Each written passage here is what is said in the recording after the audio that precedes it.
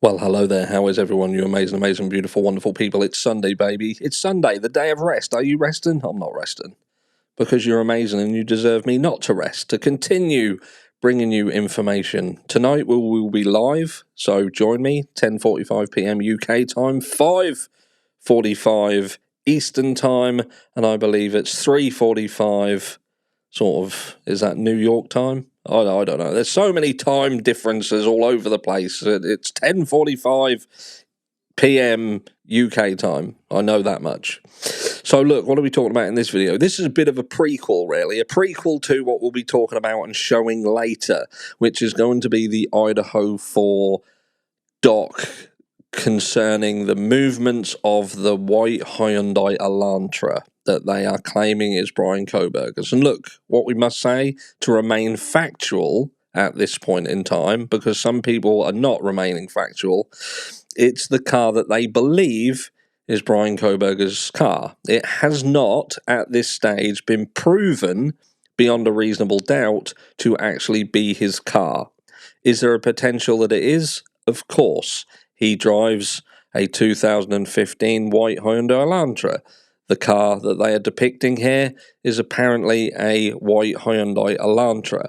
There are some issues that other creators are bringing up with respect of the aesthetics of the car that's being shown in imagery produced by the FBI. But look, I'm not going to get into the weeds in that because we're looking at imagery that's produced by infrared, so there are certain colours and certain things that just aren't going to show up like you would expect them to while looking through an infrared spectrum. So look, what we're just going to say to remain right and correct is that the car could be Brian Kohberger's, but it hasn't been proven to be. And I would imagine that even behind the scenes, it hasn't been proven beyond a reasonable doubt, especially if Ann Taylor still thinks that she can go down the route of saying that Brian Kohberger was framed in this crime, because that seems to be the angle that she is going. So it doesn't seem that she's disputing the DNA being there or a sheath being there, or him even purchasing a sheath at this point in time. She is just going down the route of he's been framed for this crime, which if they can prove, if they have images of Brian Kohberger entering this home, for instance, which Steve Gonsalves is alluding to the fact that they have, I don't know where that's come from, but I don't imagine that Ann Taylor would be able to go down a framing route if there is a camera footage of Brian Kohberger walking into 112. I think that pretty much everybody would then accept that Brian Kohberger did this crime. I don't think would be able to argue anything more. But look, so we're going to go down the route of this could be his. Is it his? We don't know. We don't know beyond a reasonable doubt. But what does this document show you about the white Hyundai Elantra? And that's the interesting thing. And like I say, this video isn't about going through the doc. I just want to ping the doc up on screen so you can see what we're going to be going through. It's this doc. It depicts various times when this car was captured on cameras in this area. And you will see that there's multiple cameras. There's multiple things where this car is seen. And if you look at the times, they seem to go backwards and forwards between the cameras. If this car is going one way, then it goes another way, and then it goes somewhere else, then it does a U-turn, it goes back, it comes back. There's multiple movements on this car. And why is that important, right? Because a lot of people watch the likes of Grey Who's, for instance, and it shows this car coming in and driving and with a purpose. Do you know what I mean? They said it was like it was circling 1122. But to me, when you read through the documentation, it shows an acute hesitancy of that car. If you believe that that car is the car that is involved in this crime and it's going there to do this crime, because it's just imagine this. Let's say this for a moment, because people are believing that Brian Kohberger stalked this house, stalked these people.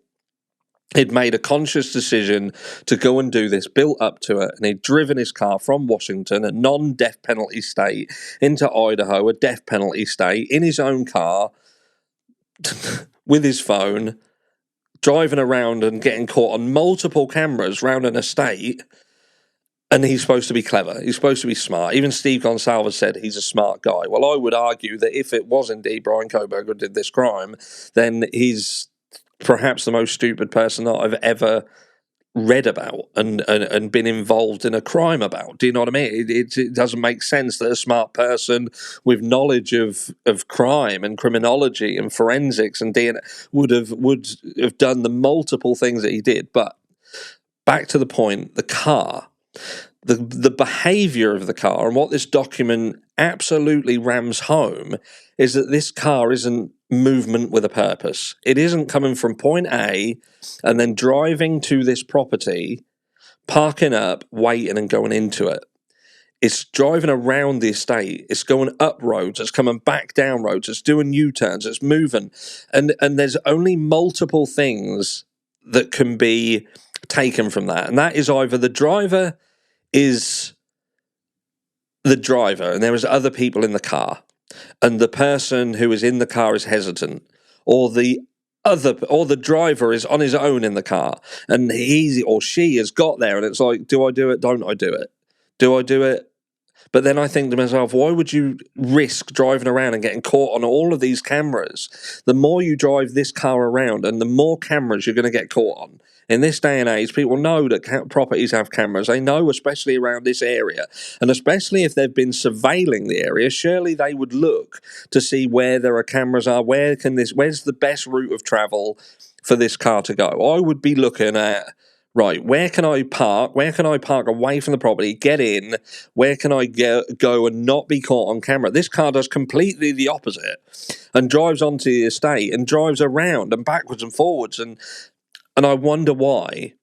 Because there are other things that you could take into consideration, and that is, does this car have to go to other places on this estate? Are they meeting up with other people? Are they picking other people up from around this estate? Speaking of people, is this a delivery situation where they're delivering to different houses? Are they going to different houses for a specific reason? Or again, is it just hesitancy and not thinking that driving around all these areas, you just got multiple situations where you're going to get caught on camera and you're not taking that into consideration? But why would this car, if it spent time surveilling this house and it's going to do it, why would it behave in a manner that is indicative of someone who is perhaps having second thoughts? Am I going to do it? Am I not going to do it? Or is this completely random? So there is no stalking, which we know there's no proof of, and it's actually been stated in the courts that there isn't any evidence of stalking, whereas some people have tried to be smart with it and said, well, there might not be stalking, but because of the legal way in which they determine stalking, do they actually mean it wasn't stalking, but there could have been surveillance?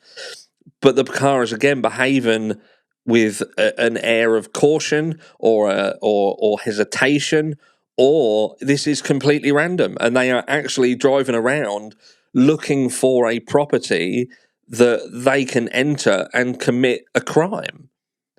But what this doesn't do is show a car that is, again, movement with a purpose. It's going from point A to point B, commit crime, leave crime, and get away.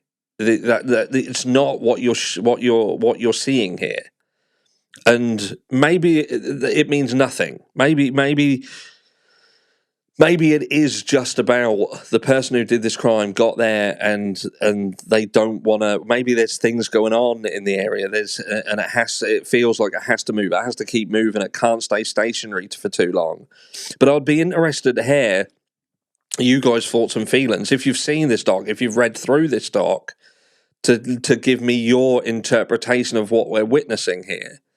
Or if you haven't seen it, again, join us tonight where we will walk through this doc. We will go through it and have an open conversation about it. Because we have to determine everything. In a crime, you have to sort of get your head over everything. I got into a conversation yesterday with Dope regarding the ASD, and I know that that's caused a lot of upset in the community, especially people who have got ASD themselves or they've got family or friends who have got it.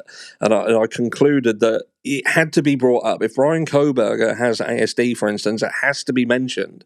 He has a right to have that taken into consideration, especially when you see other crimes like Laurie Vallow, for instance, who gets off the death penalty on a technicality, a clerical technicality, but what he shouldn't have that considered if indeed he is involved in this crime because of his ASD. What if there are other people involved and his ASD influenced the ability for him to be influenced?